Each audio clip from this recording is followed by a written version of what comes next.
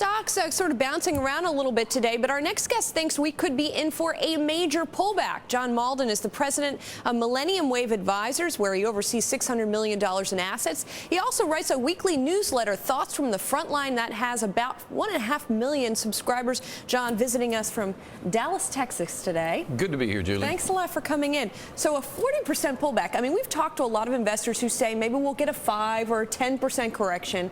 I haven't heard too many people talking about 40%. Well, that's based on the fact that I think there's a 50-50 chance we're going to see a double-dip recession in 2011, and not from the leading indicators. We're not going to see, I mean, when I made recession calls in 2000 and in 2006, you had all this data that you could look at, and it'd say, we're going to have a recession. Well, we're not going to see that data now. This is based on the fact that we're going to have a slowing economy at the end of 2010 because the stimulus has gone away, the inventory rebuilds have gone away, so all the statistical stuff, and now we're left with the real world and 10% unemployment. Now, if you come in and you raise taxes by taking away the Bush tax cuts, and you see state and local taxes go up by almost 1% of GDP, because of the massive amounts of underfunding they've got, all of a sudden you're now looking at something close to 2%, maybe 2.5% of GDP in increased taxes. Now, Christina Romer's, that's Barack Obama's chairwoman, economic advisor, her study with her husband David shows that there's a 3 times multiplier on tax increases and tax decreases. Well, you take a 3 times multiplier on just 2%, all of a sudden you're looking at a 6% nominal hit to GDP spread out over several years, but it's front-loaded. So if you've got an economy that's already slow, you're running at 10% unemployment, it's 50-50 whether we dip back into recession. Well, now, let me back up for just one minute here, because you talk about the end of the year and stimulus going away, which is expected to. A couple of things, though, could happen. There could be another stimulus package. Not likely. It could happen. But the other thing a lot of folks have talked about, that perhaps this stimulus was enough to give that jump start to the economy. We are starting to see business spending, corporate spending come back. So even if you do pull the stimulus away, is there the chance that that corporate ramp up would be enough? I don't think so. Now, it'll be enough to keep us from going into recession in 2010. The question becomes what happens when we have the tax hit.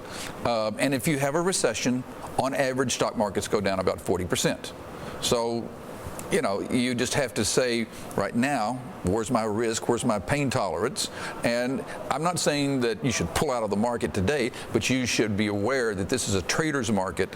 We're at very high valuations. We're, in terms of normalized price to earnings, or in terms of dividends, we're in the 10% period of the most pricey valuations.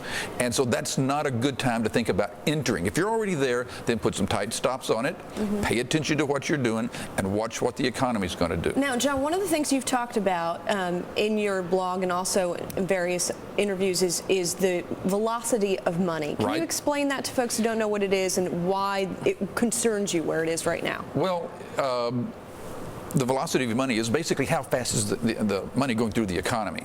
And your basic economics lesson is GDP is equal to the supply of money times the velocity of money. And the supply of money, as we all know, has been going through the roof. And, you know, Milton Friedman tells us that inflation is always and everywhere a monetary influence.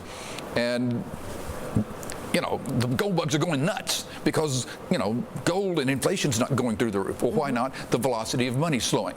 And so you can, when the velocity of money slows, the Fed actually does need to increase the money supply to keep us from rolling over into deflation. And as we know, when you're appointed to be a Fed governor, they take you into a back room, they do a DNA change on you, and you become viscerally opposed to anything that looks close to deflation. And so they're leaning into that. And so they're working their hardest. They're working their hardest. They're going to do their best to give us some inflation, and the gold bugs will be happy someday. But in the meantime, we've got to watch the velocity of money. It's starting to turn back up a little bit, and if it starts turning back up and continues to do so, the Fed's going to have to pull that money off. But that's something that we know is happening. Well, that's true. Going to be happening anyway. Well, yeah, but that will give them impetus to do it quicker. Well, but on the flip side, at a time typically when the Fed is doing that, the markets tend to go up if you're in a tightening sort of environment. Stock markets, I should say. Well, yes and no. I mean, first of all, we're not in anything close to typical anymore. My friend Mohammed El-Arian says this is the new normal. And we've taken that trend line that we've been going up and down with over the last decades, and we're grabbing it and we're shifting it down into the right. We just don't know how far down into the right it's going to be. Is it going to be over this way? And we're finding out. So I think looking at past data to try to get any kind of handle on what we're doing could be very misleading, because that past data was in a completely different economic climate and it had completely different underlying forces going on. John, unfortunately, we're out of time. Well, we're going to have real you. Quick. Well, next time you're in town from Dallas, we'll have to talk to you again. Thank you very much. All right, thank you, John Mauldin. Thoughts from the Frontline is his newsletter, Millennium Wave Investments, and it's free. I've read it.